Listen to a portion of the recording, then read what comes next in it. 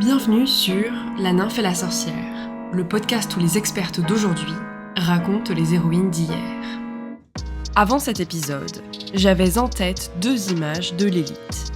D'une part, la Lilith infernale, démon féminin puissant, sorte de mère matrone des sorcières ou de contrepartie féminine au diable.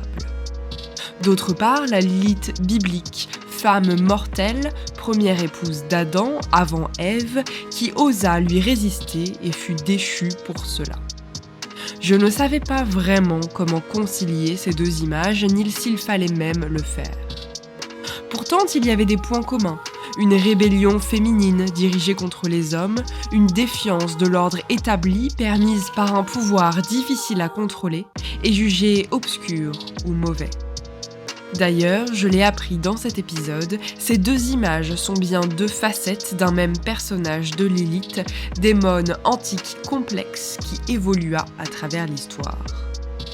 Ainsi, cet épisode retrace la construction de Lilith depuis la Mésopotamie antique et la démone Lilikou jusqu'aux séries contemporaines telles True Blood ou Sabrina.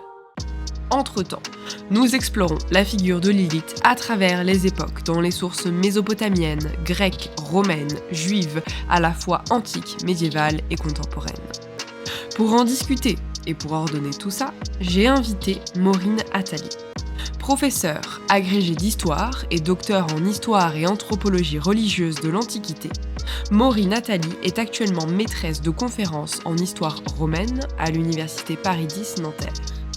Spécialiste des communautés juives et des interactions religieuses dans la Méditerranée hellénistique et romaine, une partie de ses recherches porte sur la réception contemporaine de l'Antiquité, en particulier concernant l'articulation du genre et des religions. Ensemble, nous avons donc discuté de Lilith. Nous avons parlé de l'épopée de Gilgamesh, du testament de Salomon, du Talmud, de la Kabbale, de la Bible, d'Ève et de la pomme, et de ce que la tradition veut dire ou inventer. Mais nous avons aussi parlé de démons, de sorcières, d'amulettes, de bols d'incantation, de traités démonologiques, du diable et du Léviathan, de l'apocalypse et de la fin des temps. Surtout, nous avons parlé de femmes serpents, de tentatrices dévoratrices, de cheveux décoiffés, de nudité frontale, d'utiliser sa sexualité pour dévorer les hommes et de résistance féminine. Pour tout ça, et plus encore, je vous invite à rejoindre ma conversation avec Maureen au sujet de Lilith. Bonjour Maureen. Bonjour. Bienvenue dans La nymphe et la sorcière. Nous sommes ici aujourd'hui pour parler de Lilith. Alors peut-être pour celles et ceux qui ne la connaissent pas, est-ce que vous pourriez nous la définir déjà en quelques mots, même si je sais que ça va évoluer selon les sources, voilà, mais déjà de qui est-ce qu'on parle quand on parle de Lilith ?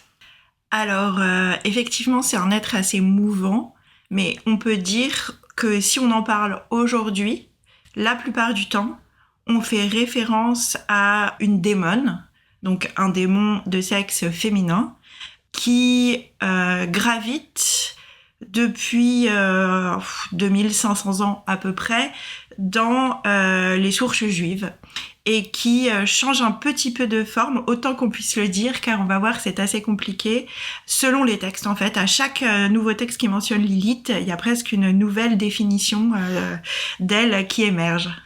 Parfait, donc on va essayer de procéder peut-être texte par texte puisque ça c'est effectivement assez mouvant. Si on remonte le plus loin possible dans le temps, Lilith a des origines mésopotamiennes, avant même les textes bibliques et hébreux. Alors, c'est d'emblée assez complexe en fait, parce que si on prend le nom Lilith, tel qu'on le prononce, tel qu'on l'écrit aujourd'hui, il n'apparaît que dans la Bible hébraïque à l'origine. Donc en milieu juif, alors à une date très très disputée, dans le livre d'Isaïe, donc un livre qu'on classe dans les prophètes aujourd'hui, dont on débat vraiment de la date, surtout qu'on pourrait parler d'une date d'origine du texte et d'une date de rédaction finale, donc là aussi il peut y avoir des écarts, mais en gros on serait dans les années 600 avant Jésus-Christ pour une rédaction peut-être pas finale, mais en tout cas proche de la forme actuelle. Mais vous avez dit à tout à fait juste titre qu'en fait on pense à l'origine dans un milieu mésopotamien, Parce qu'en fait, quand le mot apparaît dans la Bible hébraïque, on n'a quasiment aucun indice sur ce que c'est que cet être qui est nommé Lilith, puisque le nom apparaît dans une sorte de liste. Donc dans le livre d'Isaïe, comme souvent, il y a une vision un peu apocalyptique, on dirait, aujourd'hui de la fin des temps. Donc pour cette évocation, le narrateur évoque une série de créatures qui, dans l'Antiquité et dans le milieu proche-oriental, en particulier à cette époque, sont considérées comme des créatures de désolation. Alors pour nous, ça donne une liste très, très, très hybride, parce que pour nous, il y a des créatures qui existent et d'autres qui, pour nous, n'existent pas, mais on fait pas cette distinction de la même manière qu'on l'a fait de nos jours à cette époque. Et donc on a une liste de créatures dont on comprend qu'elles sont connotées très négativement. Alors on a des mots hébraïques qu'on ne traduit pas très bien. On a des tanim, donc on ne sait pas vraiment ce que ça veut dire, on pense que c'est des chacals, mais c'est pas certain. Ensuite, on a des autruches. Alors aujourd'hui, ça nous paraît bizarre, mais dans l'Antiquité, les autruches ont extrêmement mauvaise réputation, c'est des animaux qui font très peur. On a des chats sauvages, des hyènes, des satyres, donc qui font pour nous allusion à quelque chose qui n'existe pas, à un être mythique, mais dans l'Antiquité, c'est l'idée d'une hybridité qui fait signe vers des créatures de la désolation. Et puis on a, et là aussi s'installera Lilith. Elle y trouvera le repos. Et on n'a plus aucune information. Donc, si on reste sur la seule Bible hébraïque, en fait, tout ce qu'on peut dire, c'est que c'est une créature visiblement connotée négativement, liée à une idée de désolation de la fin des temps, mais on n'a aucun indice sur ses attributs, ses caractéristiques, son apparence, rien du tout. Donc, les chercheurs se sont dit, on doit pouvoir trouver des indices ailleurs que dans la Bible hébraïque pour avoir au moins une idée de vers quoi fait signe ce nom. Et donc on a cherché des noms très proches dans des corpus qui existaient à l'époque où le livre d'Isaïe a été compilé, où il atteint une rédaction au moins intermédiaire. Et c'est là que du coup on tombe dans le monde mésopotamien, où on a un certain nombre d'êtres qui ont le même nom pour certains que Lilith, mais en akkadien, c'est-à-dire avec une voyelle finale. Par exemple, on a dans le monde mésopotamien, donc en akkadien, il y a plusieurs langues en Mésopotamie, mais en akkadien, des créatures qui s'appellent Lilou au masculin et Lilitou au féminin. Donc on voit que c'est le même mot en fait que l'hébreu Lilith, mais il y a une finale, ce qui est normal en akkadien. Et c'est des esprits de l'orage. Et donc on a une version mâle, une version femelle. Et d'après ce qu'on comprend des sources, ce sont des êtres qui habitent des lieux déserts. Et du coup, on s'est dit qu'il y avait un rapport probable avec un être qui est présenté comme une créature d'un monde désolé. Et on entend bien qu'on a sélectionné dans la Bible la finale en T, et donc la forme féminine. Sinon, on aurait pu avoir pas de syllabe finale, on aurait pu avoir Lilou, mais on voit qu'on a gardé le T, et visiblement c'est pour faire signe vers une forme féminine. Alors ça, c'était des premiers indices, et en fait, ils ont été renforcés par d'autres documents qui présentent également des créatures qui ont des noms proches. On a aussi dans les tablettes cunéiformes, donc pareil dans le monde mésopotamien, en akkadien, un être qui s'appelle Ardat Lili. Et là, on a une sorte de récit autour de ces êtres, où c'est pas toujours complètement lissé, mais on a l'impression que ce sont des femmes qui sont mortes soit vierges, soit sans enfants, et qui cherchent à s'unir aux jeunes hommes. Et donc là, pareil, c'est l'idée que c'est pas quelque chose à rechercher, hein, c'est quelque chose qui est menaçant. On a aussi l'idée d'un être féminin, et on a aussi une racine avec un double son L et un tav qui est lié. Et puis, à peu près à la même époque de la rédaction moyenne du livre d'Isaïe, on a, dans quelque chose qui est peut-être un peu plus connu, l'épopée de Gilgamesh, donc un récit mythique fondateur. On a, parmi les nombreuses aventures de Gilgamesh, on a des versions à différentes époques et des épisodes rédigés à différentes époques. Et dans les épisodes les plus tardifs, donc ceux qui sont aussi vers 600 ans avant notre ère, on a Gilgamesh qui rencontre à un moment, dans le cadre d'une épreuve, un personnage qui est appelé la Vierge Fantôme et en akkadien qui se dit Lilake. Donc, on a en termes sonores, en termes de noms, des désignations plus ou moins proches de l'hébreu, dont une très proche et d'autres un peu plus lointaines, mais on entend toujours une racine avec un double L. Et on a toujours l'idée d'une créature féminine qui est menaçante, voire menaçante pour des hommes. et qui intervient soit dans des espaces réservés à part, donc des lieux de désolation comme dans la Bible hébraïque, soit qui semble être en mesure d'intervenir dans la vie de tous les jours. Et donc, à partir de là, on pense que l'être appelé Lilith dans la Bible hébraïque fait signe vers un ou plusieurs de ces composantes, dont on peut donc retenir l'identité féminine et la dimension menaçante. Et donc ensuite, source mésopotamienne, puis Bible hébraïque avec une seule mention. Est-ce qu'il est arrivé qu'on cherche à renforcer la présence de Lilith dans ces sources, par exemple par des fausses traductions ou des attributions de certains aspects à Lilith, ou vraiment on n'a que cette seule occurrence dans ces textes? Alors, dans la Bible, on n'a qu'une occurrence, mais là où on va avoir une première évolution et une première peut-être précision des attributs, c'est que pendant des siècles, tout ce qu'on va avoir comme discours conservé, bien sûr, et il y a peut-être eu des textes qui glosaient sur ce personnage qu'on a perdu, mais pendant des siècles, tout ce qui nous reste, c'est les traductions de la Bible. Et donc les traductions de la Bible, il y a différentes manières de traduire, mais souvent elles cherchent à adapter des termes qui sont devenus un peu mystérieux et qui font un peu archaïques pour le milieu qui traduit le texte, aux réalités, aux représentations de l'époque. Et donc là, justement, on a des premières précisions. Alors, la première traduction de la Bible qu'on connaît, donc on a dit le livre d'Isaïe, on va dire que c'est 600 ans avant notre ère. Et la première traduction de la Bible, on la place pour ce livre à peu près au 2e siècle avant notre ère. Donc on peut dire environ 400 ans, même si c'est des dates vraiment extrêmement disputées et pas du tout certaines. Mais en tout cas, ce qu'on peut dire, c'est qu'on est passé d'un monde vraisemblablement néo-babylonien à un monde grec, puisque la première traduction de la Bible, elle est en grec. Donc elle est faite par des juifs dont la langue est le grec et qui donc veulent traduire la Bible en grec. Et là, ils traduisent des choses qui peuvent nous paraître surprenantes, parce que la plus ancienne traduction choisit de traduire Lilith par Ono-Centaure, qui est un terme un petit peu oublié de nos jours, qui est une créature mythique, mais qui n'a pas grande fortune, parce que c'est des femmes hybrides, moitié femme, moitié âne. Alors, par rapport à ce qu'on a dit plus tôt, ce qu'on peut retenir, c'est que on est toujours dans une créature féminine, déjà, première chose. Et là, on a une idée d'hybridité. C'est-à-dire qu'on a une idée d'apparence qui apparaît, puisque jusque-là, on n'avait pas vraiment d'indice sur l'apparence.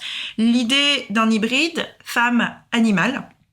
Et Ono-Centaure, donc c'est du grec, et c'est un être qui est mentionné dans les sources grecques qu'on connaît. Et lorsque des Ono-Centaures sont mentionnés, qu'est-ce qu'on sait d'eux ? On nous dit que c'est des êtres qui utilisent leur beauté, leur sexualité pour dévorer les hommes. Donc là, on retrouve des éléments des sources mésopotamiennes, l'idée qu'on a une créature féminine qui est menaçante pour les hommes. Donc on peut supposer que c'était les éléments qu'avait sur Lilith le traducteur qui s'est chargé du livre d'Isaïe, ou le milieu traducteur, on ne sait pas si c'est une ou plusieurs personnes, et donc ils ont cherché pour adapter à leur contexte culturel plus familier des êtres féminins hybrides qui étaient menaçants pour les hommes. Et dans une première phase, ils ont décidé Ono-Centaure. Mais il n'y a pas qu'une traduction grecque de la Bible, et il y a des gens qui ont traduit différemment. Environ 4 siècles plus tard, il y a encore d'autres milieux juifs qui ont voulu retraduire la Bible de l'hébreu parce qu'ils trouvaient que la première traduction n'était pas satisfaisante, pour différentes raisons dont on n'est pas complètement sûr. Et donc, il y a eu plusieurs tentatives de retraduction. Et il y a un traducteur qu'on appelle Simak, qui est mentionné sous le nom de Simak, donc au 2e siècle de notre ère, et là on est à l'époque romaine. Mais l'immense majorité des communautés juives parlent le grec à l'époque romaine. Et il a choisi, lui, une autre traduction. Alors il a choisi aussi d'autres créatures mythiques, mais il a choisi des créatures mythiques qu'on connaît mieux de nos jours et qui sont mieux documentées dans l'Antiquité. Il a traduit Lilith par Lamia. Et Lamia, donc, c'est des créatures qu'on connaît dans la littérature grecque et latine par ailleurs. Et on a une idée proche des Ono-Centaures, puisqu'on a aussi des créatures féminines hybrides. Alors, le corpus des Lamia est compliqué aussi parce que tout n'est pas lisse et il y a différents récits. Mais ce qu'on comprend, c'est que globalement, ça fait référence à des femmes serpents. Donc aussi l'idée d'hybridité animale. Et qu'elles enlèvent et qu'elles dévorent les embryons et les enfants. Donc, il n'y a pas de calque absolu, il n'y a pas un consensus sur la manière d'interpréter Lilith de la Bible hébraïque dans le monde grec pour des gens pour qui la Bible est un texte de référence mais qui parlent le grec. Mais en revanche, on voit bien qu'on a l'idée de créatures qui sont hybrides, féminines, menaçantes, qui menacent soit les hommes, soit les enfants. Et on a autre chose qui va être aussi travaillée dans la suite, c'est que pour Lilith, comme les Lamia, il va y avoir l'idée qu'on peut avoir parfois un personnage. Par exemple, on va avoir des récits autour d'une créature qui s'appelle Lilith, donc une individualité. Comme chez les Lamia, dans le monde grec, il y a une reine qui s'appelle Lamia, mais il y a aussi un groupe d'individus qui portent le nom Lilith au pluriel, ou Lamia au pluriel, et qui sont des individus qui rentrent toutes dans cette catégorie, mais qui n'ont pas de récit individuel autour d'elles. Donc on a ces dualités, ces hybridités qui se retrouvent et dans les sources orientales en langue sémitique et dans les sources grecques, et c'est là qu'on en est au début de l'époque romaine.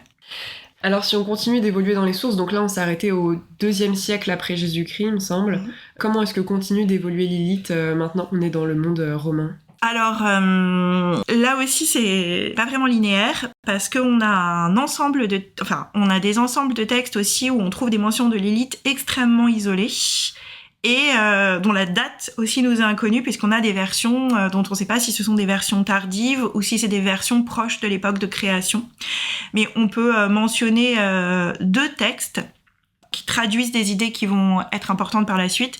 D'abord dans ce qu'on appelle les rouleaux de la mer Morte. Donc il y a un ensemble de documents qui datent entre le 3e siècle avant notre ère et le 1er siècle de notre ère, qui ont été trouvés dans le désert en Judée, et qui sont des textes bibliques, parabibliques, et des textes religieux qui ont été écrits par un groupe, vraisemblablement un groupe juif, qui avait des règles de vie spécifiques, donc une sorte de communauté, qui glose en partie sur les textes bibliques. Et donc on trouve que c'est des textes souvent très fragmentaires, donc on n'a pas de récit complet, et donc assez difficile à interpréter. Mais ce qu'on peut retenir dans ces textes, c'est que dans un document, on a une liste toujours de créatures de la désolation, donc ça n'a pas changé. Mais on a d'autres créatures que celles qui sont mentionnées dans le livre d'Isaïe, et on a toujours les chats sauvages, on a d'autres créatures qui ont mauvaise réputation, les hiboux. On a Lilith qui apparaît. Et cette fois, on a dans la liste les démons. Et c'était quelque chose qu'on n'avait pas mentionné dans la Bible hébraïque. Et c'est une association, donc c'est dans une liste, on ne nous dit pas que Lilith c'est un démon, mais on a une liste démons, Lilith, hibou, chat sauvage. Et du coup, on a un rapprochement de Lilith avec les démons qui va avoir une grande fortune par la suite, puisque ça va finir par entrer dans la biographie de Lilith, cette identité de démon.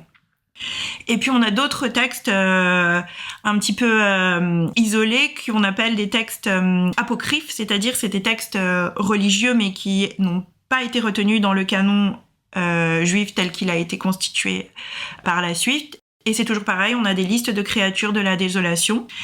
Mais ce qui est intéressant lorsque Lilith est mentionnée dans ces listes de créatures, c'est qu'elle est souvent mentionnée au pluriel. Donc comme je l'ai dit avant, on a cette double idée d'une entité qui s'appelle Lilith et qui va avoir une biographie qui va progressivement lui être associée, et d'une catégorie de créatures menaçantes, les Lilith, qui, elles, fonctionnent comme un groupe. Donc en fait, ce que vous dites, c'est qu'on introduit aussi la notion de démons, notamment de démons femmes. À cette époque, quels sont un peu ces démons ? Est-ce qu'on leur attribue déjà des attributs, des fonctions, soit en termes de pouvoir, ou bien même en termes d'apparence ? Alors justement, jusqu'à cette époque, dans les documents que j'ai cités, on n'a pas vraiment d'élaboration sur les démons, c'est une catégorie, donc ça se dit Shedim en hébreu, les démons. On voit que c'est des créatures menaçantes, c'est des créatures connotées négativement, mais on n'a pas de précision plus que ça sur ce que c'est. Donc nous, quand on dit démon aujourd'hui, on a toutes des connotations qui nous viennent parce qu'on est héritier de cette histoire, mais à l'époque, quand ça apparaît dans les textes, il n'y a aucune définition qui est donnée. Mais en revanche, on a un document qui va nous donner de grandes précisions, qui s'appelle le Testament de Salomon, qu'on date assez mal entre le 2e et le 4e siècle de notre ère, mais donc on est toujours à l'époque romaine, mais on a une fourchette de 2 siècles. Et donc comme son nom l'indique, c'est un texte dont le protagoniste est le roi Salomon, donc le roi biblique. Et déjà à cette époque, on sait par d'autres textes que le roi Salomon, il avait la réputation d'avoir le pouvoir de contraindre, de lier les démons. Et donc du coup là, on a un texte où Salomon est confronté à une série de démons, donc évidemment il gagne, il arrive à les contraindre, c'est un héros. Et parmi les dizaines de démons qu'il défait successivement, il y a un démon féminin. Et donc comme là c'est un récit, on a des caractéristiques et le démon féminin est mis en scène. Donc là tout d'un coup on en apprend plus sur cet être. Alors qu'est-ce qu'on nous donne comme caractéristiques ? D'abord on nous dit que c'est une femme, d'emblée, qu'elle avait une tête sans aucun membre, on va y revenir après, ses cheveux étaient ébouriffés, elle est tout de suite identifiée comme un démon, et elle dit qu'elle est appelée Obizut. C'est d'abord ce qu'elle dit. Qu'est-ce qu'elle fait Obizut ? Elle visite les femmes enceintes, elle étouffe les enfants. Donc on voit des liens avec ce qu'on a dit du corpus mésopotamien précédemment, et elle nous dit d'autres choses qui vont être très importantes par la suite. Elle nous dit qu'elle s'est présentée comme s'appelant Obizut, mais qu'elle a une myriade de noms. Donc une myriade, c'est une manière d'exprimer un chiffre infini dans le monde antique. Donc une infinité de noms, donc elle est connue sous une infinité de noms. Et qu'il y a un moyen de se prémunir contre elle en utilisant ce que nous on appellerait une amulette. En écrivant quelque chose, son nom, sur une amulette. Et si on fait ça, on peut protéger les femmes enceintes de sa menace, autrement, elle essaye de tuer les enfants.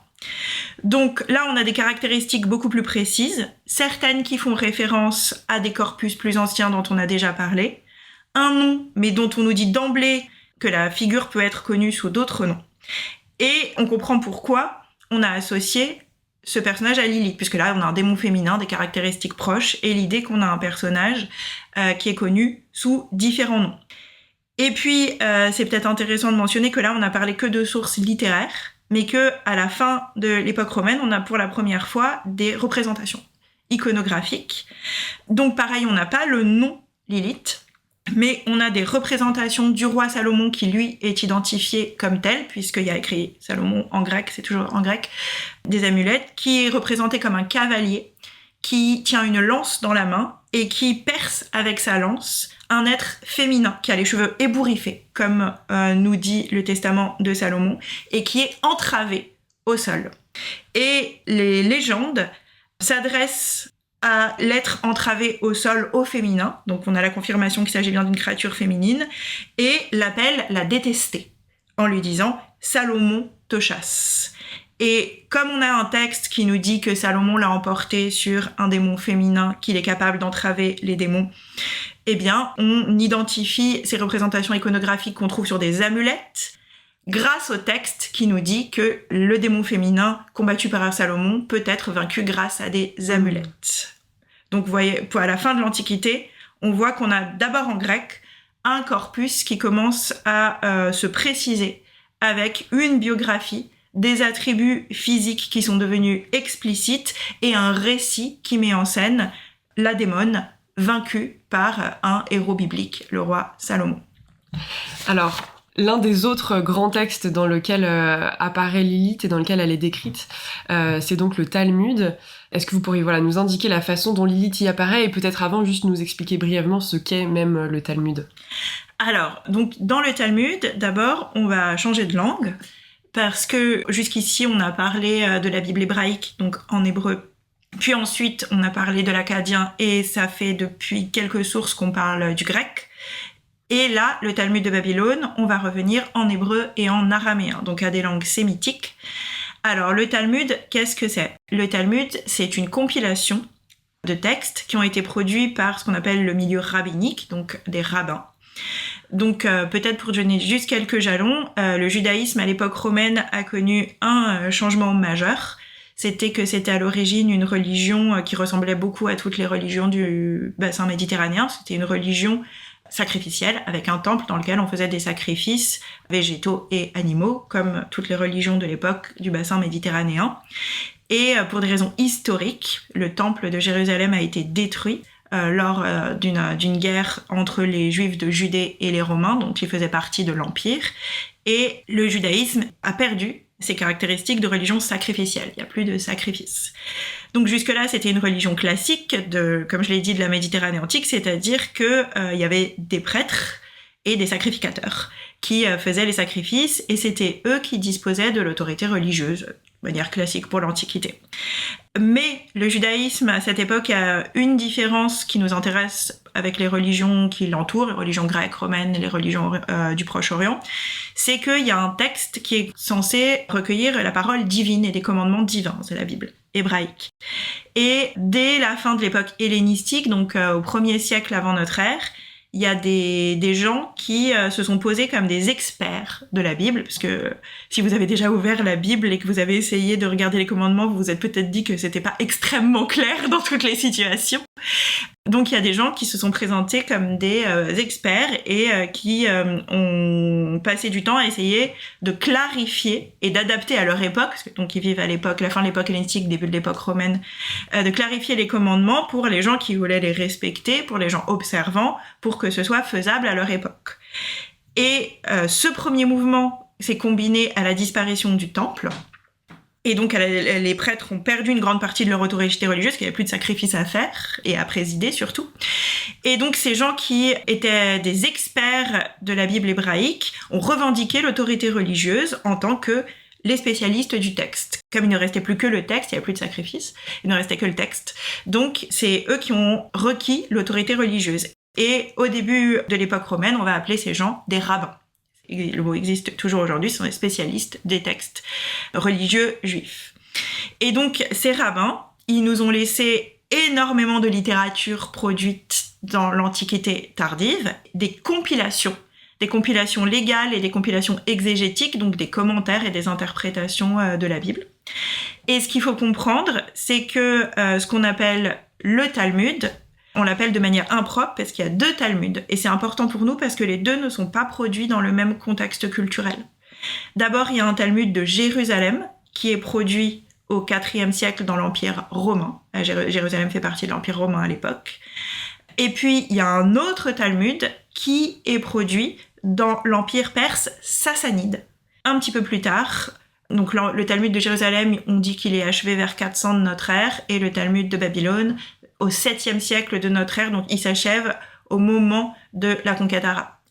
Donc une partie dans ces Talmuds, il y a dans les 2 cas une partie qui est commune, qui a été produite dans l'Empire romain, et puis il y a des commentaires qui sont diversifiés selon qu'on est dans l'Empire romain au 4e siècle et dans l'Empire perse sassanide au 6e siècle.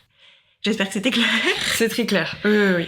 Et du coup, pourquoi ce préambule, c'est important pour nous, parce que les mentions qui, cette fois, vont être claires et vont être liées au nom de Lilith dans le Talmud, c'est uniquement dans le Talmud de Babylone. Et c'est important pour nous, parce que même si maintenant on est bien sûr à des siècles de distance, le Talmud de Babylone, donc dans l'Empire sassanide, c'est un contexte culturel perse, et pas le même que le contexte culturel romain. Et donc, on va voir revenir des caractéristiques qui étaient des caractéristiques qu'on a vues à l'époque mésopotamienne. Parce qu'il y a tout ce qui s'est passé dans le monde en grec et dans le monde romain, bien sûr, dont les rabbins sont parfaitement conscients, qui connaissent. Mais il y a aussi des idées locales qui sont liées au lien avec la littérature mésopotamienne dont on a parlé plus tôt et qui a persisté avec plus de force dans une zone géographique beaucoup plus proche. Et donc là, c'est plus satisfaisant. C'est là qu'on en arrive à vraiment Lilith comme une entité qui a l'air d'avoir une biographie propre et qui a une identité bien définie. Alors, je préviens tout de suite que c'est pris dans des textes extrêmement misogynes, donc il faut l'avoir à l'esprit, puisque on nous dit par exemple qu'il y a la femme a 7 malédictions, donc commentaire, et parmi ces malédictions, il y a le fait de porter les cheveux longs, comme Lilith. Alors, on a vu plutôt que parmi les faibles indications qu'on avait sur Lilith, on a vu dans le testament de Salomon qu'elle avait les cheveux ébouriffés. Alors ébouriffés et longs, c'est la même chose dans l'Antiquité, en fait ça veut dire qu'ils sont pas coiffés. Et ça se fait pas d'avoir les cheveux pas coiffés dans l'Antiquité. Et donc vous voyez, d'abord on nous parle pas de Lilith, c'est juste qu'elle c'est un comparant en fait. C'est comme ça qu'elle apparaît, mais comme souvent quand un comparant est mentionné et qu'on nous donne aucune précision, c'est-à-dire qu'il est bien connu des gens. Et nous, on essaye de reconstituer, mais ça veut dire que c'est un être qu'on n'a plus à définir, en fait. Les gens savent qui c'est quand on dit Lilith. Et donc, parmi les 7 malédictions de la femme, il y a porter les cheveux longs comme Lilith, et quelque chose qui va aussi entrer dans la biographie de Lilith, être en dessous de l'homme pendant les relations sexuelles. Et puis, dans d'autres textes du Talmud de Babylone, donc toujours de manière extrêmement éparse, on trouve d'autres caractéristiques de Lilith. Parfois, on nous dit qu'elle est ailée. Donc là aussi, on a une idée d'hybridité. C'est plus la même hybridité qu'on avait dans les sources romaines avec le fait que ce soit une femme âne ou le fait que ce soit une femme serpent avec Lamia et Onocentaure, mais il y a toujours une idée d'hybridité. Et on nous dit qu'elle saisit les personnes qui dorment seules, donc on retrouve pareil la menace contre soit les hommes, soit les enfants. Et puis surtout, on a là la formulation d'une idée qui était jusque-là présentée de manière plus discrète. On nous dit non seulement que c'est un démon, mais en fait on nous dit pas que c'est un démon, on nous dit que c'est la mère des démons. Et donc là, on a l'idée de Lilith comme démon, c'est plus seulement une définition, une catégorie, ça rentre dans sa biographie, elle est la créatrice des démons. Donc là, on a aussi un être qui apparaît comme une protagoniste, quelqu'un qui a des pouvoirs très importants et qui n'est plus seulement une menace parmi d'autres, parmi de multiples créatures de la désolation. Donc là, on a quand même brossé un portrait assez large finalement d'une Lilith dans l'Antiquité jusqu'à l'Antiquité tardive. Moi, je m'étais demandé, en préparant cet épisode, pourquoi est-ce qu'elle n'apparaît pas dans les sources chrétiennes, notamment parce que dans les débuts de la chrétienté, on a quand même une porosité entre les textes de l'Ancien Testament et les textes de la religion juive. Donc pourquoi est-ce que les textes chrétiens ne l'ont pas gardé ? Est-ce qu'il y a un terreau plus fertile du côté des communautés juives ? Est-ce qu'on a une possibilité d'explication ou... Alors là, j'avoue que je m'étais pas posé la question. C'est une question qui me paraît très, très difficile. Ça peut être pour une multitude de raisons. Alors, peut-être que je dois dire que, comme vous l'avez déjà mentionné, juifs et chrétiens pendant longtemps, c'est assez flou. Et en fait, il y a des textes dont on ne sait pas s'ils ont été écrits par des juifs ou des chrétiens. Par exemple, le Testament de Salomon que j'ai mentionné, contrairement à la Bible hébraïque où on sait que c'est des juifs et aux premières traductions grecques de la Bible hébraïque dont on sait que c'est des juifs, le Testament de Salomon, on pense que c'est un juif ou un chrétien, on peut pas le déterminer. En revanche, on voit bien que, comme vous le dites, la démone et la démone nommée Lilith, parfois, elle a une postérité dans les sources juives parce que même si on n'a pas toujours de définition, on la voit apparaître à différents moments dans différents corpus. En revanche, elle n'est pas du tout travaillée par ce que j'imagine que vous avez à l'esprit, c'est-à-dire on en parle dans le Talmud chez les rabbins, mais on n'en parle pas du tout chez les pères de l'Église, chez les auteurs chrétiens, etc.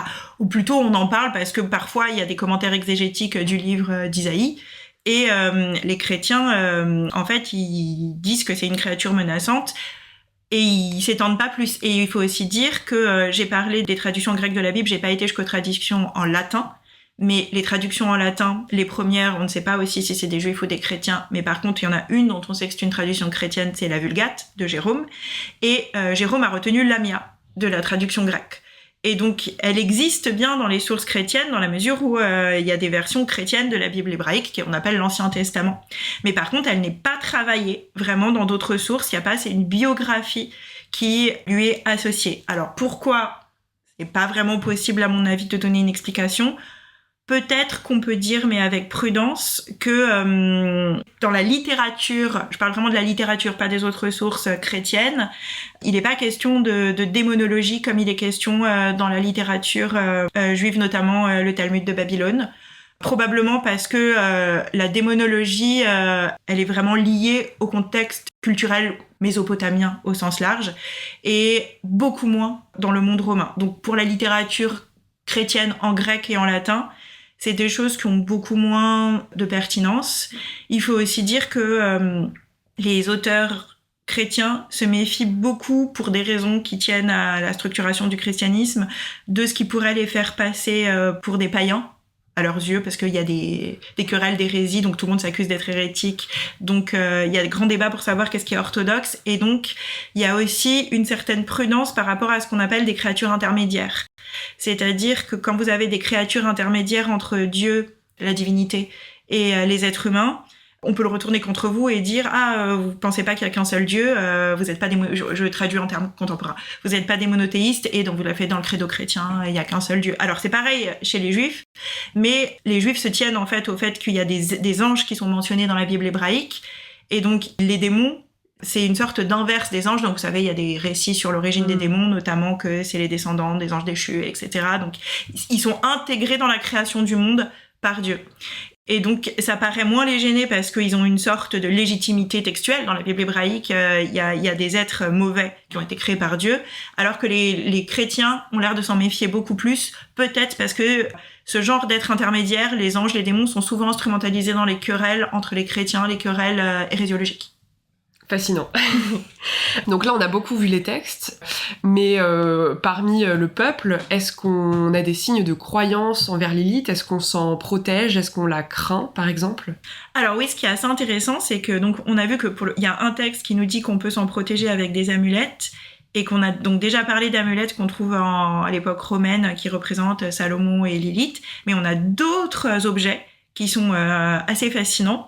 Parce que pour le coup, il y a écrit Lilith dessus, et pas comme dans nos précédentes amulettes, et où on a des représentations figurées. Et on a des représentations figurées, alors, qui sont pas toujours extrêmement claires, mais en gros, ce qu'on a, c'est ce qu'on appelle des bols d'incantation. Alors, on sait pas très bien comment ça marche, honnêtement, mais en gros, c'est des bols. Faut imaginer un bol en terre cuite, sur lesquels on a un texte de protection. Donc, qui nous dit, en gros, protège-nous de Lilith qui nous menace. La protection prend souvent la forme d'un texte de divorce légal.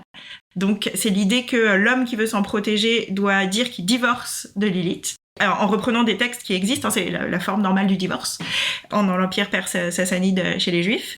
Et on a souvent, pas toujours, mais au centre, des représentations d'une figure féminine que donc on imagine qui est Lilith. Et ces représentations sont très frappantes esthétiquement pour nous, parce que dans un certain nombre de cas, c'est des femmes donc toujours avec les cheveux longs et ébouriffés, mais en nudité frontale, dont on voit les organes sexuels qui sont proéminents. Et dans d'autres cas, c'est aussi un personnage peu vêtu ou souvent assez nu, mais entravé, donc comme sur les amulettes d'époque romaine. Donc il y a l'idée de la lier, de l'empêcher de faire du mal. Et ça, c'est les plus anciennes représentations qui sont associées au nom de Lilith.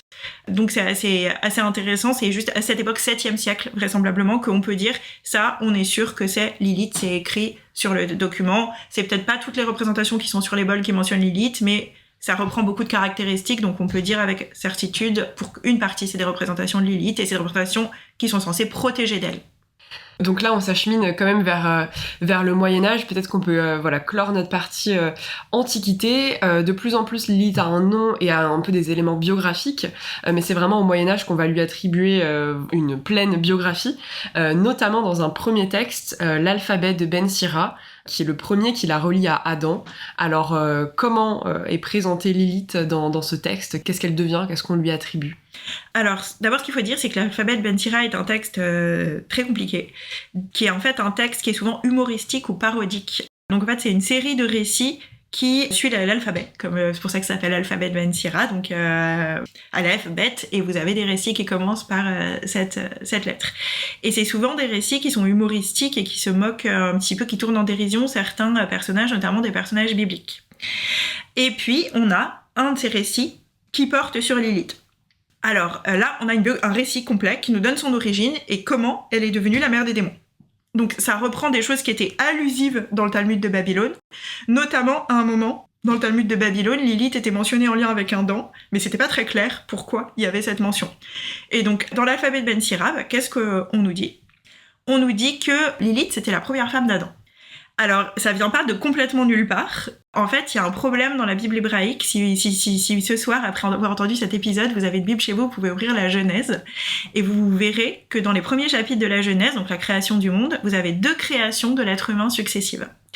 La première, dans l'ordre du texte, le texte nous dit « Hommes et femmes, il les créa ». Et donc, on a une simultanéité de la création de l'homme et de la femme. Et puis après, vous avez un autre récit de création qui lui est le plus connu, qui nous dit que la femme a été créée à partir de la côte d'Adam. Donc vous avez une subordination. Et donc, c'est une contradiction, c'est 2 couches différentes de la Bible qui ont été cousues ensemble et qui n'ont pas été harmonisées, pour des raisons dont on n'est pas certain.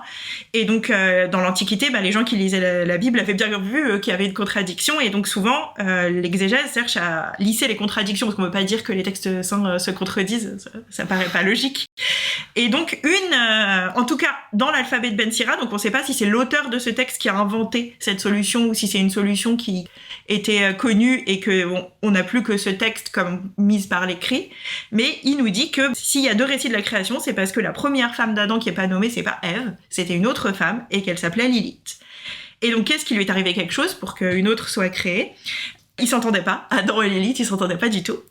Et surtout, Lilith aurait refusé de se placer au-dessous d'Adam pendant l'acte sexuel. Et là aussi, on voit une allusion à quelque chose qui était dit dans le Talmud, en nous disant qu'une des malédictions de la femme, c'était de porter les cheveux longs comme Lilith et de se placer en dessous de l'homme pendant les relations sexuelles. Donc, ça n'allait pas. Et Lilith rétorquait à Adam qu'il n'y avait pas de raison qu'elle soit en dessous parce elle lui était pas subordonnée. Ils avaient donc été créés simultanément, donc il n'y a pas de rapport de subordination entre eux. Donc elle n'a pas voulu accepter cette situation et elle s'enfuit. Et elle s'enfuit en faisant quelque chose qui est rarissime. Elle a prononcé le nom, c'est-à-dire le nom de Dieu. Vous savez peut-être que le nom de Dieu est réputé inconnu. Dans la Bible, c'est le tétragramme dont on ne sait pas comment il se prononce, puisque, d'après la Bible, seul savait le prononcer le grand prêtre du Temple de Jérusalem, et depuis le 1er siècle de notre ère, il n'y a plus de grand prêtre. Donc le nom de Dieu est réputé inconnu et ineffable, et donc dans des textes que nous on appellerait magiques, prononcer le nom de Dieu, c'est avoir la plus grande puissance que possède un être humain. Donc parfois, Salomon, dans certains textes, est dit posséder le nom de Dieu, c'est pour ça qu'il est aussi puissant, et donc c'est un pouvoir attribué à certaines figures. Alors que Dieu a créé Adam, qui était seul, il dit « Il n'est pas bon que l'homme soit seul ». Il créa une femme de la terre comme il avait créé Adam lui-même et l'appela Lilith. Adam et Lilith commencèrent immédiatement à se battre. Elle disait « Je refuse de me tenir en dessous ». Et il répondait « Je ne veux pas me tenir en dessous de toi, mais seulement au-dessus. Car tu es simplement bonne à être dans la position la plus basse, alors qu'il me revient d'être le plus élevé. » Lilith répondit « Nous sommes égaux l'un à l'autre, car nous avons tous deux été créés à partir de la terre. » Mais personne ne répondit. Lorsque Lilith vit cela, elle prononça le nom ineffable et s'envola dans les airs. Adam était en prière devant son Créateur. « Souverain de l'univers, dit-il, la femme que tu m'as donnée s'est enfuie. » Alors le Seigneur envoya 3 anges pour la ramener. Le Seigneur dit à Adam « Il serait bien qu'elle accepte de revenir, sinon, chaque jour, 100 de ses enfants mourront. » Les anges avaient quitté Dieu et poursuivi Lilith, qu'ils atteignirent dans le milieu de la mer, dans les eaux puissantes où les Égyptiens étaient destinés à se noyer. Ils répétèrent les paroles de Dieu, mais Lilith ne voulut pas revenir. Les anges lui dirent « Alors, nous devrons te noyer dans la mer. »« Laissez-moi, dit-elle. J'ai été créée seulement pour provoquer la maladie chez les nourrissons. Si l'enfant est mâle, j'ai pouvoir sur lui pendant 8 jours après sa naissance. Si c'est une fille, pendant 20 jours. » Quand les anges entendirent les paroles de Lilith, ils insistèrent pour qu'elle revienne. Elle leur jura par le nom de l'Éternel. « Chaque fois que je vous vois, ou vos noms, ou vos allumettes, je n'ai aucun pouvoir sur le nourrisson. » C'est pourquoi on écrit le nom des jeunes enfants sur des amulettes. Elle accepta aussi qu'une centaine de ses enfants meurent chaque jour. Ainsi, tous les jours, 100 démons périssent. Alphabet de Ben Sira. Donc dans ce texte, Lilith a ce pouvoir, elle prononce le nom de Dieu, ce qui lui permet de s'enfuir. Dieu envoie des anges pour la ramener, mais elle ne veut pas. Et donc ce qui est remarquable, c'est que les anges et Dieu qui dit à Lilith il faudrait revenir, ne sont pas capables de la faire revenir. Et donc ils la menacent, ils lui disent on va te tuer, et elle leur dit non, vous allez pas me tuer, moi j'ai été créée pour faire du mal au nouveau-né, je vais réussir à faire ce que je veux faire, et je causerai du mal au nouveau-né tant qu'il n'y aura pas d'amulette qui permette au nouveau-né de se protéger contre moi. Donc on voit qu'on a une reprise de plein de caractéristiques qu'on a vues dans des textes épars avant, avec une identité cette fois très ferme, une biographie, parce que c'est une créature primordiale, donc le premier être humain à l'origine avec Adam simultanément créé par Dieu, une créature primordiale, qui est un être extrêmement puissant, que ni Dieu ni ses anges n'ont pu contraindre, et qui donc a acquis une autonomie absolue en devenant la mère des démons. Mais donc en fait, ce qui est intéressant, c'est que jusqu'ici, c'était une démone. Là, elle est quand même racontée comme étant créée comme une mortelle. Et, Oui. et ensuite, elle acquiert des pouvoirs de destruction des enfants, ce qui la rapproche des démons. Exactement. Il y a un changement de statut, puisque celui avec lequel elle est créée, Adam, lui, reste un être humain, il a une postérité humaine et vivra pas pour l'éternité ou pour des millénaires. Elle a changé de statut, vraisemblablement en lien avec cette capacité à prononcer le nom divin dont on ne nous donne pas l'explication. Elle a changé de statut, effectivement, donc vous voyez, il y a une biographie avec une évolution. Alors, les épisodes qui apportent des nouvelles informations ensuite sont les textes dits de la Kabbale qui, là aussi, j'ai l'impression, ont une définition compliquée.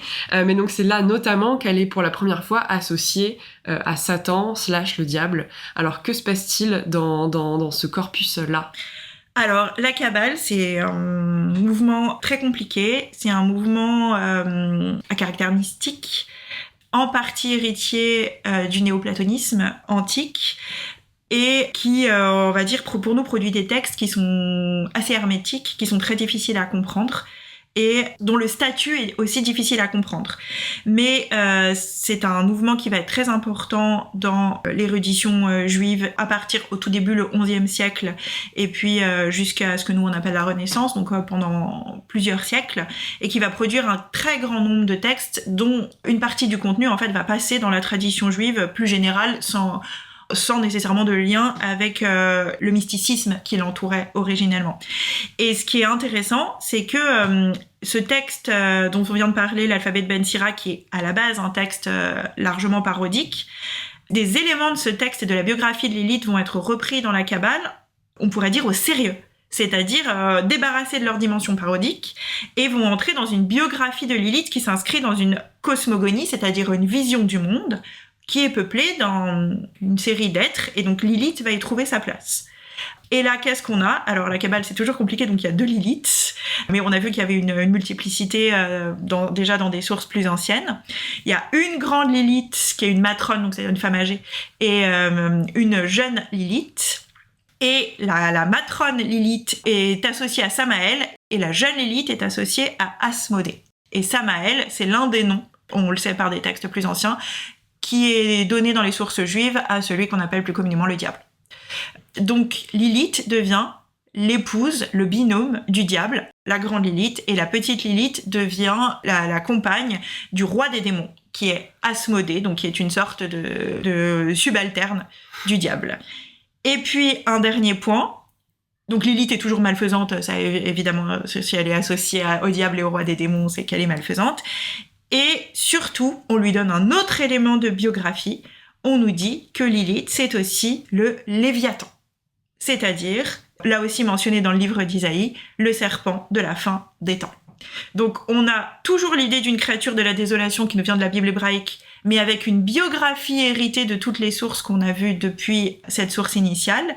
Et puis cette fois, on a aussi une sorte de récit de la fin des temps, puisque c'est plus seulement une créature parmi une série de créatures qui marquera la désolation finale, mais c'est vraiment le Léviathan, c'est-à-dire l'être qui incarne la fin des temps. Et on retrouve l'hybridité, puisque le Léviathan, alors ça dépend des définitions, mais à cette époque, il est conçu comme un serpent. Donc on retrouve l'hybridité des Lamia, les femmes serpents, et globalement l'idée d'hybridité qui marque la biographie de Lilith depuis maintenant plusieurs siècles. C'est intéressant parce que jusqu'ici, depuis déjà des siècles et des siècles, Lilith était maléfique de façon indépendante, toute seule. Désormais, elle a ce qu'on appellerait pour les dieux un parèdre, un conjoint, elle a un homme pour être un peu en binôme. Exactement, dès ce texte, et surtout il vient dans l'ordre chronologique des textes qui nous restent, juste après l'alphabet de Ben Sira, où pour le coup on avait vraiment une autonomie associée à la puissance qui avait été mise en récit. Là, dans la Kabbale, on a une grande prise d'importance en termes de cosmogonie, mais par contre, on voit que ce qu'on appellerait aujourd'hui de nos jours une sorte de mise sous tutelle, parce que là où Lilith s'était affranchie d'Adam, et même de Dieu et de ses anges dans l'alphabet de Ben Sira, ici, sa puissance ne s'exerce plus seule. Elle est certes le Léviathan, mais elle est associée au diable et au roi des démons. Une autre nouveauté, il me semble également, c'est que désormais, elle a quand même une interaction avec Ève, puisque c'est elle qui devient le serpent qui provoque la chute. Alors, oui, c'est pas toujours extrêmement clair, mais en fait, il y a une sorte de circulation des représentations et des identités. Dès le 2e siècle de notre ère, on a commencé à avoir des interprétations qui nous disent que le serpent de la chute, c'est le diable. C'était pas dans les textes d'origine. C'est vraiment le 2e siècle de notre ère, dans des apocryphes et dans l'Apocalypse du Nouveau Testament, où on nous dit que c'est le serpent de la chute, c'est le diable. Et donc, à partir du moment où Lilith devient la parèdre du diable, eh ben, on a évidemment un glissement qui nous fait que le serpent de la chute, c'est le diable, et c'est le diable sous la forme de Lilith. Et ça, c'est un motif qui, surtout iconographiquement, va avoir beaucoup de fortune à des époques postérieures. Et c'est vrai que c'est d'autant plus facile qu'elle a été associée au serpent depuis les sources mésopotamiennes. Donc on fait le lien serpent, diable, Lilith facilement. Donc désormais, au Moyen-Âge, à travers ces deux sources, Lilith devient associée au diable et au serpent. Si ensuite on continue vers la Renaissance, vers les 15e, 16e siècles, Lilith, désormais, qui n'était jusqu'ici qu'une démone et ensuite un peu une mortelle / démone / monstre hybride, devient associée à la sorcière. Alors ça, c'est quand même une nouveauté, non, dans le sens femme mortelle qui pratique la magie et qui a pactisé avec le diable. Alors ça, c'est une complète nouveauté. On avait précédemment des mentions des sorcières, hein, ça existe dans les sources juives évidemment, ça a été déjà dans la Bible hébraïque d'ailleurs. Dans le Talmud, il y a toujours des mentions des sorcières. Mais elles n'étaient pas associées du tout, ni de près ni de loin, à Lilith, puisque on a parlé tout à l'heure du fait que Lilith, c'était, selon l'alphabet de Ben Sira, une mortelle à l'origine devenue un démon. Dans les sources juives, les sorcières, c'est des femmes humaines. C'est pour ça d'ailleurs qu'il y a un commandement dans la Bible hébraïque qui dit qu'il faut tuer les sorcières. C'est parce qu'on peut les tuer. Sinon, on n'aurait pas fait un commandement pour dire qu'il faut les tuer. Alors que Lilith, on a vu que même Dieu n'avait pas réussi. Donc c'était deux choses tout à fait différentes. Et effectivement, le glissement vient de la Renaissance, dans le contexte de ce qu'on appelle communément la chasse aux sorcières, donc qu'on place parfois au Moyen-Âge, mais qui en fait est vraiment un phénomène de la Renaissance. Et là, Lilith est surtout mentionnée dans les traités démonologiques. Puisque, comme vous l'avez déjà dit tout à fait justement, dans la chasse aux sorcières, il y a un concept qui émerge, qui est la sorcellerie démoniaque, c'est-à-dire cette association qui fait que les sorcières sont considérées comme des femmes humaines, mais qui ont fait un pacte avec le diable. Et donc, par rapport à ce qu'on a dit avant, on comprend que comme Lilith était dans la Kabbale présentée comme la femme du diable et la femme d'Asmodée, le roi des démons, eh bien on comprend que cette association va être retravaillée dans le cadre de la dénonciation ou pas de la sorcellerie démoniaque. Et donc juste ici, il faut quand même dire que là on passe donc de la Kabbale qui se fait au Proche-Orient à la chasse aux sorcières dans l'Europe de la Renaissance. Il faut dire que déjà à cette époque, un certain nombre d'éléments, et notamment d'éléments narratifs de la Kabbale, sont connus en Occident. Ils ont été passés par des érudits chrétiens comme Pierre Comestor, qui déjà sait au XIIe siècle que dans les sources juives, à cette époque, Lilith, c'est la première femme d'Adam. Donc il y a des circulations culturelles qui expliquent une facilitation aussi de cette circulation de la biographie de Lilith. Et donc dans les traités de démonologie, de certains très connus, par exemple Jean Vière, qui est l'un des plus connus des traités de démonologie. Donc Jean Vière, c'est quelqu'un qui ne croit pas que les sorcières existent, donc ça c'est assez intéressant par rapport à d'autres, et donc il va entrer dans une controverse avec d'autres, des inquisiteurs notamment, qui pensent que les sorcières existent. Et ce qui est intéressant, c'est que dans les deux cas, que l'on parle d'auteurs de traités qui pensent que les sorcières existent, ou que ce soit ceux qui pensent qu'elles n'existent pas, ils vont associer les sorcières à Lilith.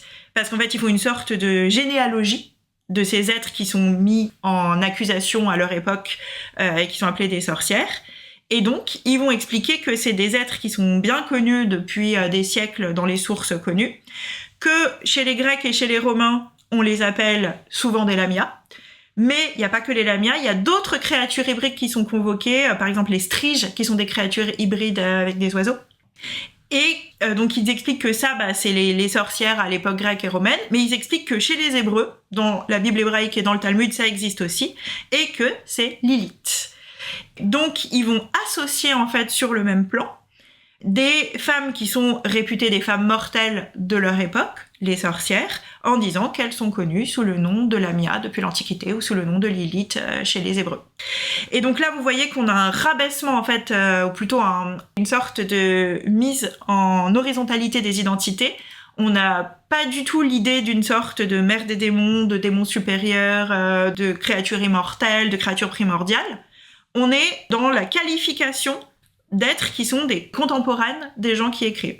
Et donc il y en a qui pensent que c'est pas vrai, que tout ça c'est pas vrai, et il y en a qui pensent que c'est tout à fait vrai. Donc il y a des auteurs qui disent, par exemple, je trouve assez intéressant, Claire Chrétien qui décrit le Pérou, donc à la toute fin du XVIe siècle, et qui dit qu'on y a retrouvé des striges qui sucent le sang des petits-enfants, donc on les a retrouvés, qu'on les a vus, et qui dit que c'est bien connu des Juifs et des anciens Romains, sous le nom de Lilith et sous le nom de Lamia. Et donc c'est là qu'on a l'idée que Lilith devient un synonyme de la sorcière. C'est marrant parce qu'il adopte presque un ton anthropologique. On a découvert le Nouveau Monde et Lilith était là-bas, SCF, ce que disaient les Romains. Exactement. C'est un monde en fait référentiel, c'est-à-dire qu'on trouve quelque chose, ou on dit qu'on trouve quelque chose, ça je le laisse à l'appréciation de chacun, et en fait on cherche à le raccrocher à quelque chose qu'on connaît. On choisit pas l'idée d'une innovation absolue, de quelque chose qu'au jamais n'aurait été connu parce que justement c'est situé dans le Nouveau Monde, mais on le cherche à le reconnaître sous une forme, et donc sous une forme d'autorité, c'est-à-dire ancienne. Et donc il y a, en grossissant le trait, il y a deux formes d'autorité très anciennes pour les clercs chrétiens de cette époque, qui ont une distinction très claire qui n'existait pas, mais eux ils font une très grande distinction entre le monde gréco-latin, les sources en grec et en latin, et le monde hébraïque et la tradition juive. Donc si on quitte désormais la Renaissance et qu'on se dirige vers le 19e siècle, on observe là quand même vraiment une présence de Lilith à travers différents arts. C'est vrai que jusqu'ici on parlait quand même beaucoup de textes et de textes religieux ou mythologiques. Désormais Lilith se diversifie entre guillemets, elle apparaît dans la littérature, la peinture, la poésie. Quelles sont un peu déjà les premières œuvres, la façon dont elle réapparaît dans l'art, alors toujours européen, et puis sous quel trait ? Alors, effectivement, dès le tout début du 19e, on a une apparition de Lilith comme une figure assez privilégiée de l'art européen. Et souvent, on date cette émergence du premier Faust de Goethe, où on a dans les personnages Lilith qui apparaît, qui est présentée avec des éléments de la biographie qu'on a vu jusqu'ici, la première femme d'Adam. Elle a des beaux cheveux, mais il faut se méfier parce que c'est une sorte de piège pour faire du mal aux hommes, puisque quand on nous dit quand elle peut atteindre un jeune homme, elle ne le laisse pas échapper de sitôt. Et ce qui est intéressant, c'est que dans la didascalie, quand le personnage entre en scène, elle apparaît sous le nom La Sorcière.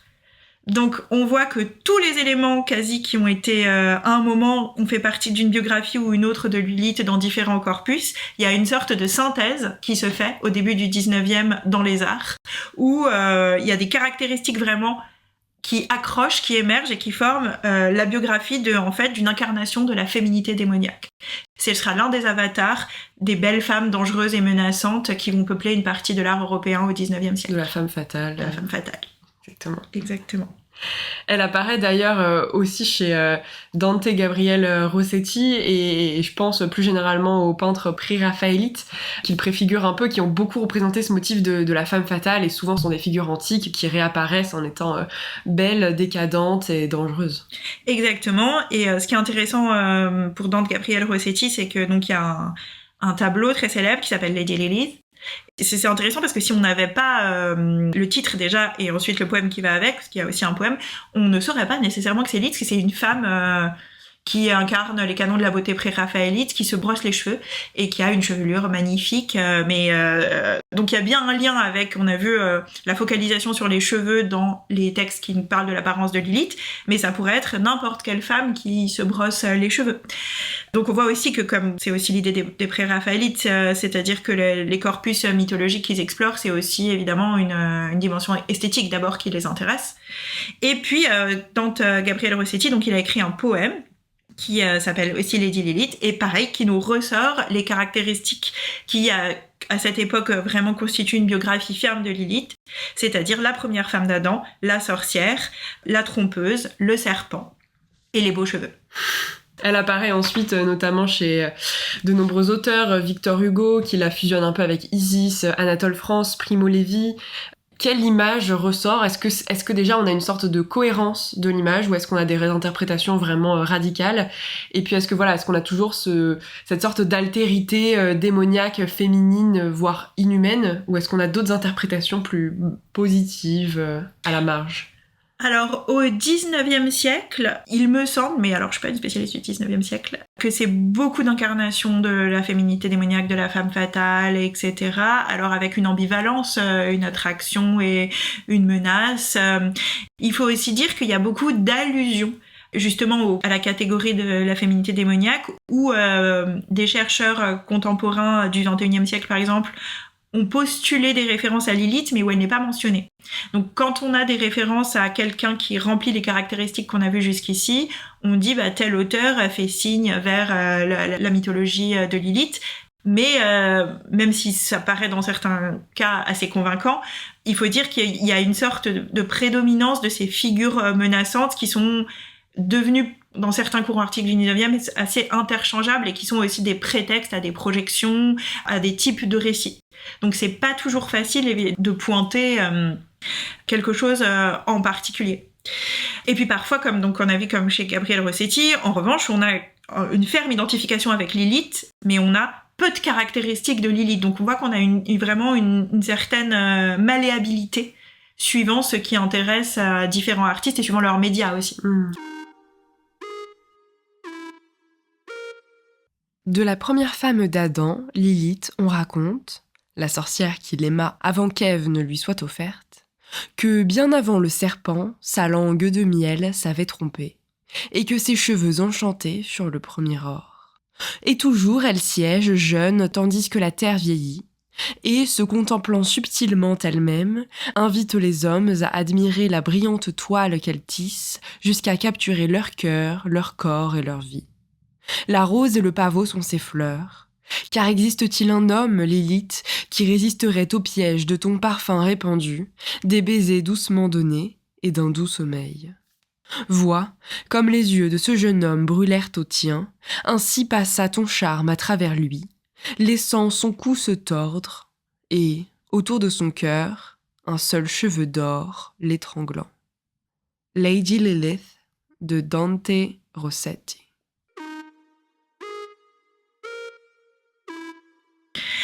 Vraiment les versions qu'on pourrait dire positives, même s'il peut y en avoir plutôt peut-être, il y a vraiment un mouvement qu'on peut pointer à la fin du XXe siècle, dans les années 70. Et évidemment, on voit que c'est assez clairement lié à ce qu'on appelle la deuxième vague féministe, avec un mouvement qui consiste à réévaluer des figures féminines qui jusque-là avaient été extrêmement négativement connotées. Donc c'est un mouvement qu'on connaît bien, qui est travaillé dans le podcast, donc une sorte de retournement où on s'interroge sur ces figures féminines qui ont été vilipendées dans les textes, dans les arts jusqu'à cette époque, et on s'intéresse aux éléments de leur biographie, et en fait on réalise qu'il y a un contre-discours qui peut être tenu à partir des éléments que nous fournissent les sources, et que ces figures qui ont été présentées comme des menaces, eh bien peut-être qu'elles ont été... Il y a deux choses. D'abord, elles sont peut-être devenues des menaces parce qu'elles ont été des victimes. Donc c'est un cas qu'on connaît bien avec Méduse, par exemple, en termes d'interprétation féministe. Et puis il y a aussi l'idée que les sources les ont privées d'un pouvoir qu'elles avaient dans certaines sources. Et donc on voit comment pour Lilith ça marche bien, parce qu'on a parlé vraiment de l'alphabet de Ben Sira, qui la présente donc comme la première femme d'Adam et comme la mère des démons, donc comme on avait une prise d'autonomie associée à un très grand pouvoir. Et comme on l'a vu, comment les sources postérieures ont une sorte de placer Lilith sous une tutelle masculine, celle du diable, mais c'est une tutelle masculine quand même. Et donc il y a un mouvement de relecture de toutes les sources, qui va donc énormément privilégier l'alphabet de Ben Sira évidemment, dans lequel on va dire mais Lilith, c'est avant d'être une menace, c'était surtout la première femme d'Adam, et tout ça c'est la faute d'Adam, puisqu'il a voulu se la subordonner. Et Lilith a résisté. Donc ça devient la figure d'une résistance féminine. Et donc là, on a, depuis les années 70, on peut dire, une sorte de réévaluation donc, de Lilith comme d'autres figures jugées similaires, et vraiment dans tous les domaines. C'est-à-dire que On a Lilith qui est prise comme une sorte d'étendard qui est revendiqué dans vraiment de très nombreux domaines. Alors d'abord, il y a une revue féministe américaine qui s'est appelée Lilith et qui portait en exergue Lilith, la première femme, a dit à Adam, le premier homme, nous sommes tous les deux égaux car nous avons tous les deux été créés de la terre. Et on voit que c'est assez intéressant parce qu'en fait, c'est le verset biblique, mais qui est placé dans la bouche de Lilith. Parce que le texte biblique dit qu'hommes et femmes, tous les deux, ils ont été créés, et ils ont été créés de la terre. Et donc, on a l'idée que Lilith devient un sujet, en fait, là où elle avait été traitée comme un objet, et donc elle a ce qu'on appelle, nous, de l'agentivité. Donc, il s'agit de lui redonner de l'agentivité, de reconstituer sa biographie pour pointer les éléments dont elle a été victime, et elle a été victime du patriarcat, en un mot. Et donc, on a, à la fin du XXe siècle, beaucoup de mentions, d'abord essentiellement dans la littérature féministe. On a des festivals de musique féministes qui sont nommés du nom de Lilith, avec des artistes uniquement féminines. Et puis, on a un mouvement qui s'intensifie au début du XXIe siècle et qui pénètre véritablement la culture populaire. Oui, alors justement, c'est vrai que donc Lilith apparaît dans la littérature, les films, les séries, les mangas, les jeux vidéo. Moi, je voulais particulièrement m'intéresser aux séries, puisque vous avez écrit un article sur Lilith dans True Blood. C'est vrai que Lilith apparaît dans True Blood, dans Sabrina. Quelle est un peu la façon dont les séries se sont emparées de la figure de Lilith, notamment en gardant cette perspective féministe ou pas d'ailleurs en tête? Alors en fait c'est assez intéressant parce qu'il y a d'abord il y a eu un point commun, c'est que c'est souvent une figure puissante, une figure d'agentivité qui garde souvent des caractéristiques reconnaissables pour nous en termes de pop culture de la sorcière. Ça c'est quelque chose à mon avis de manière assez intéressant dans les réinterprétations féministes de Lilith, c'est que dans beaucoup de ces déclinaisons en termes de pop culture, il y a toujours l'idée de la sorcière. Et c'est assez intéressant parce que c'est quelque chose d'assez récent, on a vu dans la biographie de Lilith, et c'est vraiment quelque chose qui a été créé comme une manière extrêmement négative. Et ça, alors qu'on est dans des réécritures qui se veulent positives, on garde les éléments de la sorcière. Alors pour des raisons parfois narratives, qui peuvent se justifier tout à fait, mais c'est assez intéressant, cette persistance d'un élément assez récent de sa biographie. Mais ce que moi j'ai trouvé particulièrement intéressant en termes de série, c'est surtout dans une série qui est maintenant un peu oubliée, même s'il est question qu'il y ait un remake, qui est True Blood de HBO. Donc c'est une série fin des années 2000, début des années 2010, qui a marqué HBO, parce qu'à l'époque c'était la plus grande audience d'HBO. C'était avant Game of Thrones. Jusqu'à Game of Thrones. Mais donc devant les Sopranos. Donc c'était à l'époque quelque chose. Pour une série qui est une série de beat lit, c'est-à-dire de la fantaisie urbaine, avec une jeune héroïne qui essaye de faire sa vie dans un monde peuplé de créatures qui sont pour nous des créatures surnaturelles. Donc c'est un genre assez spécifique. Et l'héroïne croise sur son chemin donc tout ce qu'on peut trouver dans différents domaines culturels comme créatures surnaturelles, donc surtout des vampires, mais il y a des sorcières, il y a tout ce qu'on veut comme créatures surnaturelles. Et puis à un moment il y a Lilith qui apparaît. Et ce qui est assez intéressant à mon avis, c'est que l'évolution de Lilith sur 3 saisons dans cette série, c'est assez révélateur de l'évolution du personnage dans la pop culture, qui est une sorte de redux de l'évolution du personnage, puisque quand elle apparaît, c'est un être extrêmement menaçant et qui apparaît iconographiquement avec un mélange de codes des époques précédentes, c'est-à-dire qu'elle apparaît nue en nudité frontale, alors ce n'est possible que parce que c'est sur HBO, évidemment, aux États-Unis, mais c'est quand même des prises de vue extrêmement rares à la télévision, et recouverte de sang. Et lorsqu'elle apparaît, c'est ça sa fonction initiale, donc c'est la mère des vampires dans True Blood, et donc son apparence influe sur le comportement des vampires, c'est elle est extrêmement puissante, et lorsqu'elle apparaît, les vampires se livrent à des déchaînements de violence. Donc l'intrigue de True Blood, c'est que les vampires leur existence a été révélée, mais que comme du sang de synthèse a été créé qui leur permet de vivre sans tuer des humains, les humains et les vampires essayent de vivre ensemble. Donc ça marche plus ou moins bien, selon les péripéties. Mais donc là, c'est quelqu'un qui vient complètement fracasser le projet du monde de True Blood, puisque les vampires et les humains essayent de vivre ensemble, et elle, dès qu'elle apparaît, les vampires violent et tuent des humains. Donc c'est vraiment un opposant, mais vraiment majeur à la série, donc c'est vraiment quelqu'un qu'on combat dans la série, qui apparaît comme ça, qui même physiquement a une apparence menaçante, et puis dans la saison suivante, son rôle narratif est complètement transformé, puisqu'elle devient une adjuvante. Dans la saison suivante, en fait, comme du coup il y a des problèmes entre les humains et les vampires, il y a une une initiative qui gagne du soutien dans le monde de la série qui consiste à éradiquer les vampires. Les humains cherchent à éradiquer les vampires en arguant que c'est pas possible de vivre avec eux parce qu'ils continuent à menacer les humains et à vouloir les tuer. Et donc là, il y a des allusions très claires au système concentrationnaire et à la Seconde Guerre mondiale, puisqu'ils sont rassemblés dans des camps et dans certains cas, ils sont tués en masse dans les camps, donc c'est très clair qu'il s'agit d'une mise en scène d'un génocide. Et là, on voit que Lilith, en fait, elle dit qu'elle est venue, elle s'est réincarnée, elle est revenue sur Terre pour protéger les vampires, qui sont donc ses enfants dans la série, et pour les prévenir et essayer de les sauver. Et là, elle apparaît comme une femme parfaitement propre, vêtue de blanc.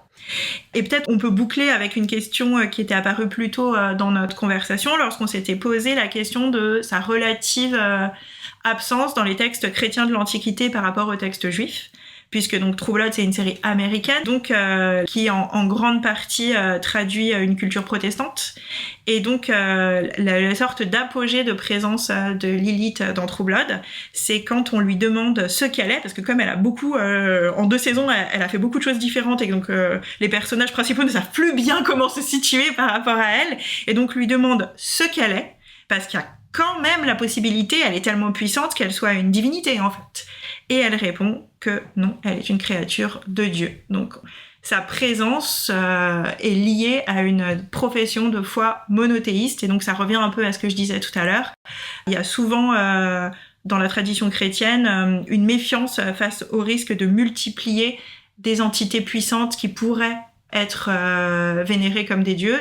Et donc, dans True Blood, on a vraiment cette dimension qui revient à travers la pop culture de dire que non, Lilith est une créature de Dieu, ce n'est pas une divinité, elle ne menace pas la puissance divine, et qu'on est bien dans un monde certes peuplé de créatures mythiques diverses et variées, mais qu'on est bien dans un monde monothéiste.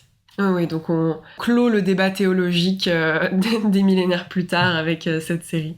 Au-delà des séries, c'est vrai que depuis quelques années, on observe aussi un mouvement de réécriture en littérature de personnages mythologiques, notamment depuis Circé de Madeline Miller. Est-ce qu'on observe ce même phénomène chez Lilith ? Est-ce qu'elle est présente dans la littérature contemporaine, notamment qui cherche à réinterpréter, réécrire l'Antiquité ? Eh ben oui, tout à fait. Alors peut-être dans une deuxième phase, justement, puisque oui, le phénomène dont vous avez attribué l'émergence, en tout cas au degré dans lequel il est à Circé de Madeline Miller. Donc l'idée de réécriture à la première personne de textes antiques qui place en position de protagoniste un personnage féminin qui était souvent secondaire et souvent jugé de manière négative, en tout cas en partie dans les sources, pour avoir sa version de l'histoire. Donc c'est ce que les théoriciennes de la littérature féministe appellent revisionist mythmaking. En tout cas pour la littérature anglo-saxonne mainstream, c'est un mouvement qui a commencé avec des figures empruntées au monde grec et romain, et puis qui ensuite s'est diversifié pour traverser une série de domaines culturels différents. Et l'année dernière, en 2024, il y a un roman de Nikki Marmary qui s'appelle Lilith, et qui propose de faire exactement la même chose, c'est-à-dire de livrer la version de Lilith dans une forme romanesque, donc assez longue, plus par fragments liés à différentes œuvres féministes, mais de livrer un récit qui nous donne le point de vue de Lilith. Donc si c'est quelque chose qui vous intéresse, vous pouvez lire ce roman. Génial. Pour conclure cet épisode, est-ce que vous vous souvenez de quand est-ce que vous avez rencontré Lilith ? Est-ce que vous avez, la première fois que vous avez entendu parler d'elle, ou la première fois que vous vous êtes dit tiens, ça m'intéresse, il y a peut-être quelque chose à creuser ? Je pense que j'avais entendu le nom, mais que j'avais aucune idée des caractéristiques associées à cette figure, ni de près ni de loin. Et je pense que c'est une question aussi pas de milieu culturel, mais de centre d'intérêt, parce que par exemple, donc moi j'ai 40 ans, je vais peut-être le dire parce que ça change beaucoup selon les époques. Quand j'étais jeune, moi je jouais pas du tout aux jeux de rôle et à ce genre de choses, mais par contre Lilith c'est un personnage qui est très populaire dans les jeux de rôle.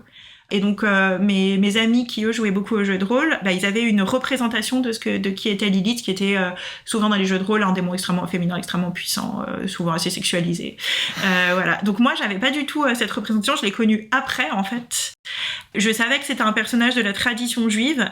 Mais souvent, les personnages de la tradition juive, ils peuvent venir d'époques très diverses. Je savais pas du tout si c'était une figure antique, médiévale, moderne, je savais pas. Et en fait, c'est quand je suis devenue chercheur que j'ai lu la Bible avec un regard de chercheur pour mes propres recherches, et que j'ai réalisé que le mot apparaissait dans la Bible hébraïque sans rien.